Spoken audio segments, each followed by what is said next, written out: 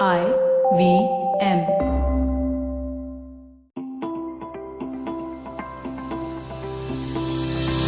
Welcome to Dreaming with Your Eyes Open. Ronnie Screwvala is an entrepreneur who I have admired for a long time. His ability to make inroads in an industry that is so tightly controlled by a few was what first had me so impressed. When he released his book a few years ago, I lapped it up and was even more impressed. The more I discovered his journey and the various businesses he had been a part of, the deeper my admiration went. When this project came up, I jumped on it wholeheartedly. Where else was I going to get the opportunity to spend so much time discussing the ins and outs of his career and what he has accomplished? Hi everybody, welcome to what is unfortunately going to be the last episode of the Ronnie Screwvala Podcast, unless Ronnie decides to do more episodes at some point in the future, but for now this is going to be it. Yeah, I think this is going to be it, but we'll have fun doing it. Yeah, we'll have fun doing it. And hopefully I'll keep sending you emails every couple of weeks. Hey Ronnie, you want to talk about anything? You want to talk about anything? And then maybe we can do some more. But what we're going to do right now is we're going to in some ways replicate what you had at the end of your book, which was a FAQ section. Yes.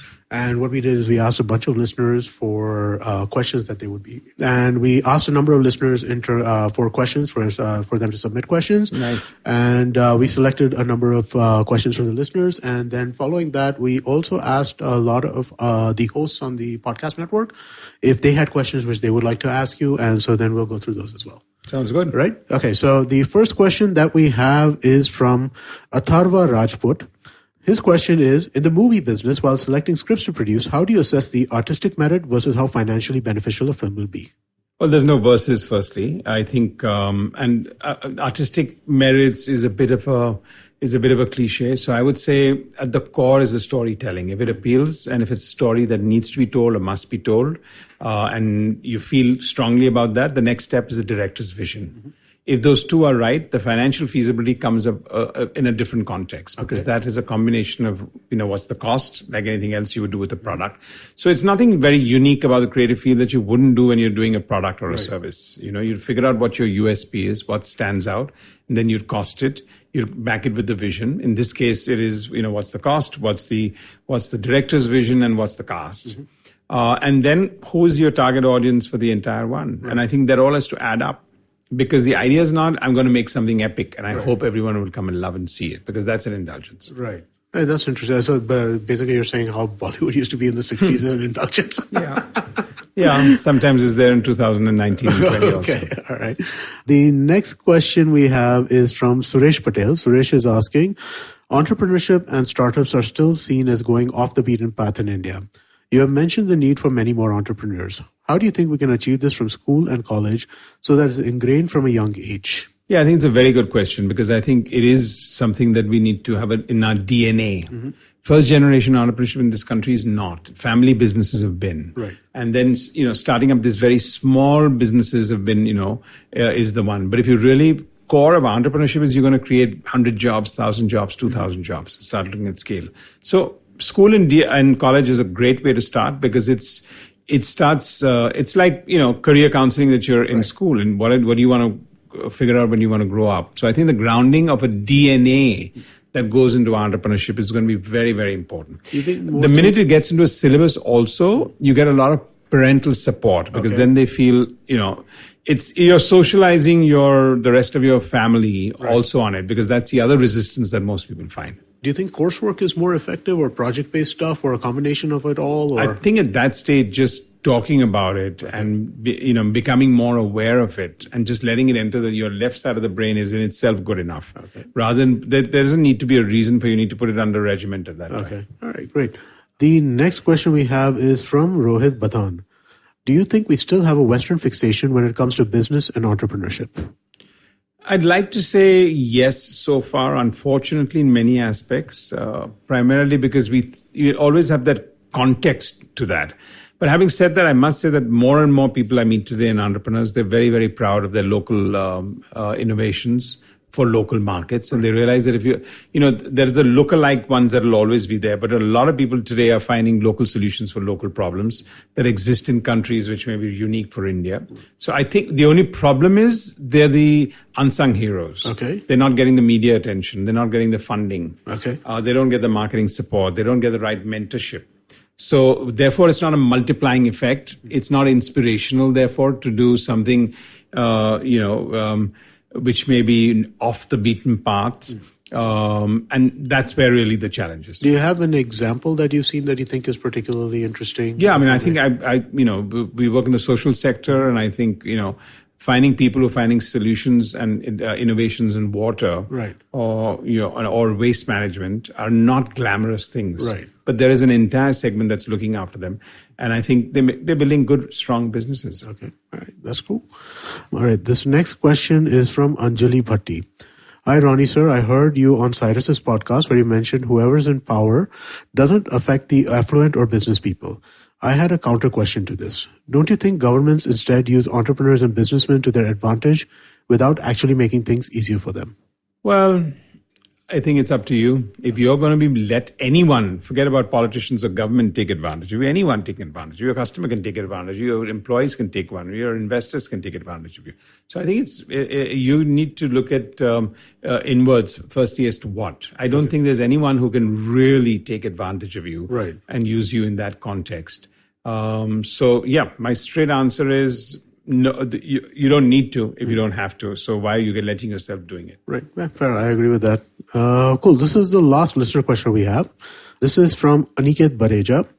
How does one keep oneself motivated as an entrepreneur and keep looking at newer initiatives and not get bogged down by one thing? It's tough, but that's why you're an entrepreneur in the first place. Mm-hmm. So I think you need to understand that the more you get involved on your treadmill stuff, the best kind of most productive time is going to be when you pause. Okay. And it's difficult in the beginning because you don't have that right team. Mm. Then you feel you have the right team, then you're growing at a particular scale. But I think it's a very strong feeling that you need to feel the need and the priority for it. Right. That I'm kind of rotting, or this is not going where I want it to go. Mm.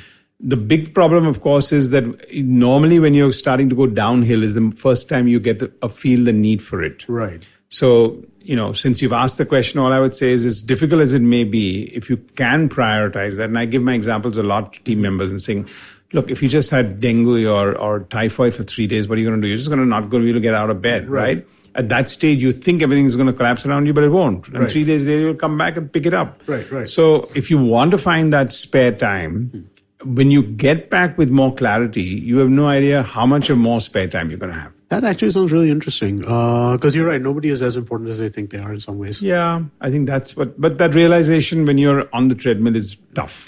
Cool.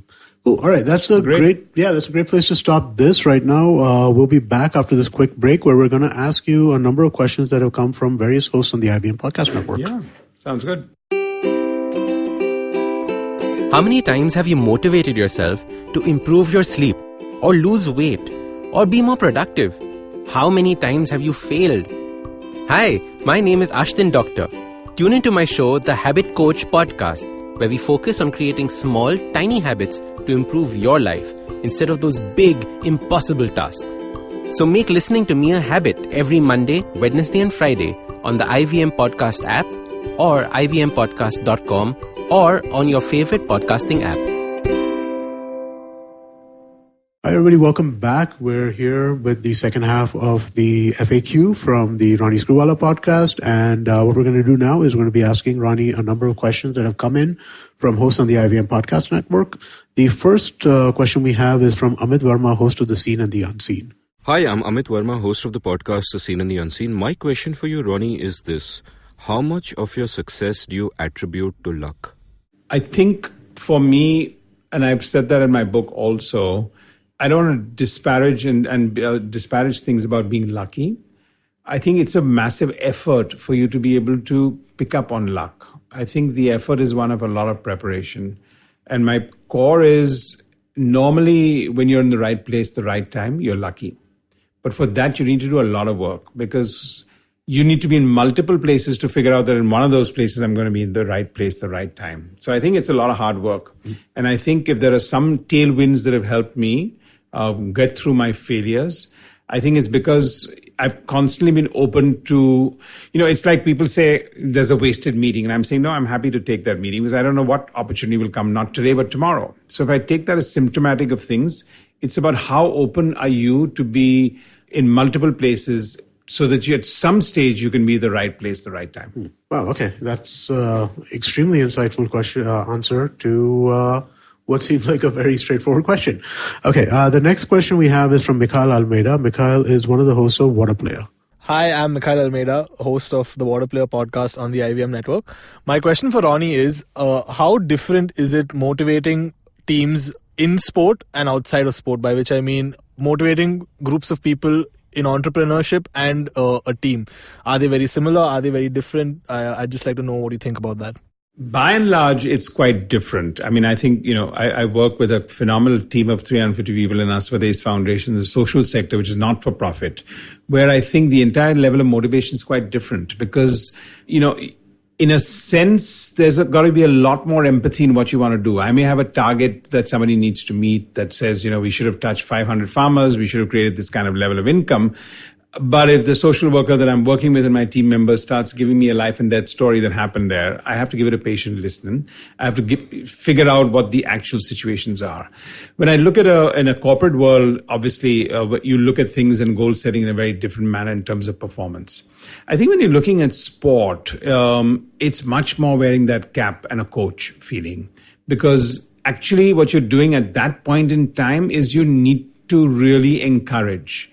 So not everywhere you need to be positive, but when you're in a sports thing, when you're training people, you need to be hard. And when you need to actually, when they're playing the game, you need to really be encouraging because that's not the time at which to logicalize with everyone. So that's why I think they're all very different. Right. The next question we have is from Karthik Nagarajan, the host of the Filter Coffee podcast on which you appeared. Ronnie, this is Karthik Nagarajan, host of the Filter Coffee podcast, in which you were a guest recently.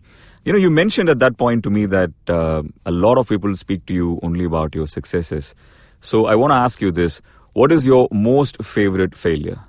I have tons of them. And I think, I think we talked about that a little bit on the show also, where I feel where people ask you, what's your worst failure? I mean, favorite is a nice, polite way of saying that. And I'm saying it's yet to come. Okay. And I think, as I mentioned before, if you can laugh at your failure 6 months later, then it's only a setback. Yeah, that's true. But I think at different stages in my life, from the time I failed in my exam in inter-college in commerce, to many, many things before that, to where I lost 30,000 rupees on a business venture that I didn't have in the first place. I mean, the list goes on and on. All right. The next question we have is from Satyajit, the host of the Paperback Podcast. Hi, Ronnie. I'm Satyajit Roy, co-host of Paperback Podcast on the IVM Podcast app. I have a couple of questions for you. I listened to the whole audiobook and it was amazing. So one of the questions I had is, are basement offices critical to success? Because you've mentioned in your book that you worked out of a basement office even when you met Rupert Murdoch. So that's one question. And the second question I have is, do you feel that not having a safety net drives you much harder to make ends meet? Is it better to not have a safety net in terms of finances? So does that kind of accelerate the chances for success, I guess? Yeah. So I think obviously a basement office is not the criteria for success, but it's a nice place to start because you're really underground. And I have memories of that for different reasons. One is you want to come up for breath of fresh air constantly. And I think that's what life is about. That's what entrepreneurship is about. How often can you come out for a breath of fresh air and how different does it feel? So it taught me that lesson. And it also taught me a lesson that when the power is out, you need some torches around the place, right? I mean, it doesn't give you any warnings. And therefore, you're in the middle of something and boom, there's blackout. Whereas everywhere else, you can always carry on with work. So I think those teaches you different life lessons as far as that goes. So that's my answer on that one. I think the second question was... The second question had to do with, do you think not having a safety net leads you to more? I think absolutely. I think the adrenaline that goes into not having a safety net is exactly what, when we used to go to the circuses and the trapeze artists would not have a safety net. There's a sense of tension in your body. There's a positive tension. There's a sense of constant vigil that I think it actually spears you on in a very, very... And look, it can drain you. It can suck you out. But if you can use it positively, it's like a turbocharge. I agree. I think the idea that, that they talk about that knot in the center of your stomach, right? I mean, I think that kind of drives people in like crazy ways. The next question we have is from Racheta Sharma. She co-hosts the Paperback Podcast with Satyajit. Hi, Ronnie. I'm Rachetak, the co-host of Paperback by the Open Library Project, and a huge fan. My question to you is that the biggest fear for me as an entrepreneur has been stagnating in my learning curve. I think that's something I really fear. And I just want to know, what is your biggest fear as an entrepreneur? What is the thing that you want to make sure you never have to experience as an entrepreneur, or, what you'd work towards bettering every day as an entrepreneur? Yeah, no, I think it's a very important question and a good one. And I think my worst fear is having an expiry date. Like when you have a product and you have an expiry date, I think my worst fear is I don't want to have an expiry date. I don't want to stamp myself with an expiry date. A little bit of what you said, where to quite an extent, where you said, I don't want to stagnate. But to me, the expiry date is a combination of many things. Right. But it just forces you to be very disruptive, innovative, curious, just keep going. So I think, my worst fear is not having an expiry date. Cool. All right. The next question we have is from Ambi Parmeshwaran. Ambi hosts the Sponge podcast with us. Hi, this is Ambi Parmeshwaran, host of the Sponge podcast on IVM Podcast Network. My question to Ronnie Screwvala is this: that Ronnie, you had some really outstanding successes and you also had some failures in your illustrious journey as an entrepreneur. Can you tell me which was the success which you had, which you did not expect? The surprising success of your life. Thank you. Difficult really to just pinpoint that at various stages. I think some of my initial success were I came from a lower middle class income family. So the very fact that I was kind of written off by my parents as somebody who didn't want to study, had flunked my intercommerce exams. And from there, I wanted to start off something and be my own entrepreneur. In itself was shocking for everyone around. And for most people, it sounded like this guy's really given up, because obviously he can't find himself a job. Nobody's going to hire him. So now the only thing he can do is turn to starting to be an entrepreneur. And I think my ability to gain the confidence of my parents over the next 1 year on that, I think gave me the sense of success that kind of resonates to the rest of my life. That's a great answer. The next question we have is from Varun Dugirala. He is the host of Advertising is Dead, which you have also appeared on. Hi, I'm Varun Dugirala, co-founder and corner chief of The Glitch, and also the host of Advertising is Dead. My question for Ronnie is, how do you build the balance of culture, product quality, and business focus in a venture? Top of the line, I think, is really culture, because that's just permeates down to everybody. Because you can't really build a business that is successful unless you take a lot of people with you. Right. So I think between that, I'd put culture right at the top. Okay. It's an ongoing process. You need to constantly be communicative. You got to be constantly admitting to your faults and the mistakes. You need to call a spade a spade. You need to be blunt. You need to give that feedback. That's and what was the third part you said? Culture, product quality, and business focus in a venture. How do you balance these three? Yeah, so I think business focus in that sense is pretty much getting the culture right. Okay. I think the product one is again of innovation. People always think that product is about getting that idea and you got one product out and that's what it is. But today I think we all know that it's an ongoing process of improvement, because the product is almost like a service today. There isn't any hard product. It has to sort of innovate itself on an ongoing basis.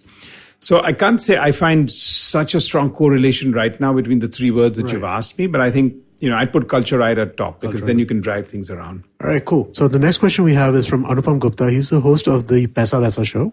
Hi, Ronnie. I'm Anupam, host of the Paisa Vaisa podcast. My question to you is, how do you let go of something that you've built over such a long period of time, your company that you've built with so much of effort?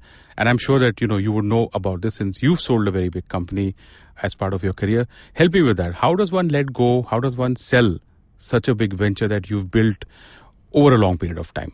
Thanks, Ronnie. I think for me, and there was almost like a realization, so I can answer that question now. Maybe at that stage I would have used more logic with it, is that there's a small sliver of a difference between being emotional about a business and being passionate about it. And I think what I was extremely passionate about what I was building, but I could keep the emotion part of it out. The minute you do that, you can turn out to be much more objective, and then you go with the objective reason. So for me, if I was divesting that company between the fact that I'd built something for 15 years, but it was going to be owned by a bigger brand by far, and they would take care of it. For the 1,400 employees that we had and their sense of pride from a brand 1 to a brand 2. And I think it just made all-round sense across. But the core, to answer your question, is the difference between being passionate and being emotional. Great. The next question we have is from Dinkar. Dinkar is the host of the Geek Fruit Podcast. Hello, Mr. Screwvala. This is Dinkar from the Geek Fruit Podcast. I'd love to hear the story about something like, say, a dinner that really changed the trajectory of your career. Thank you. Actually, I don't know whether they changed the trajectory of my career, but I think maybe, there were many ones. I think when I found my first co-founders, we were having a drink and dinner, though I don't drink, but we were having drink and dinner at the Bombay gym. And that's the time when I told them that, we need to move into a co-founder relationship. Much later, I think when I was looking at strategic partnerships with some media companies, I think a lot got struck across on a meal basis. But I think the context of, since you mentioned the word dinner and life changing, I think at various stages, there are all stepping stones for where you want to necessarily get. So again, I'm not very big to point out any one single situations because it's always going to be an ongoing process. And I think the benchmarks of what you said today need to be fivefold more at a different level. So I think that's the best I can say here. Yeah, I'm going to follow up on that question with a quick follow-up from my side. Yeah. How important or unimportant or time-wasting do you think dinner meetings are? Just meetings which are over meals rather than meetings which are in No, I think it kind of allows you to understand the other person. And I think it is important. Okay. Besides, I'm a foodie. So I think it's important to have food and have a conversation. It gets more productive. But yes, it does loosen up the situation. It does. Right. It becomes less transactional. And always there's a good formula for success because if you can stay less transactional. Right. Okay, great. Yeah, I agree with that completely. I find dinner meetings to be the most mess. So here's the last question we have. This one's from Cyrus Brocha. Ronnie, as a super successful businessman, I have only one question to ask you because you're also a South Mumbaiker with lots of money. Where do you park your 7 cars? There's just no space. Yeah, the secret for that is only have 2. One for my wife and one for me. Then you don't need to worry about parking space. All right. Thank you, Ronnie. This has been a great kind of the podcast to do with you. We've really enjoyed it. Thank you. Thank you.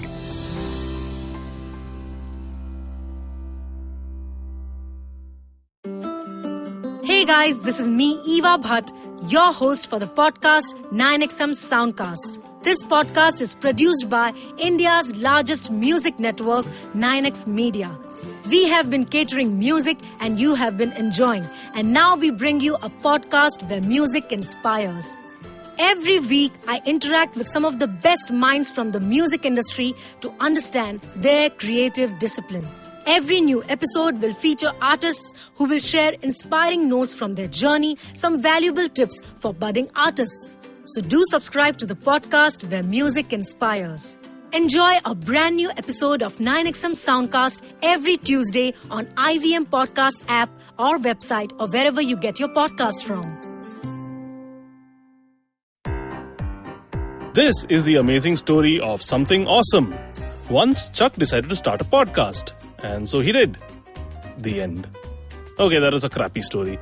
But I've got some really cool stories over at my new show, The Origin of Things. On this podcast, I look at the stories of how brands came into being and sometimes evolved out of quite unexpected circumstances.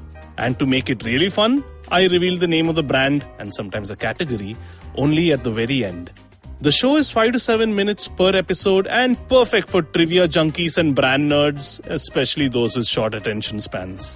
New episodes out every Wednesday on IVM Podcast app or website or any podcast app or site that you happen to prefer. End of story, they lived happily ever after.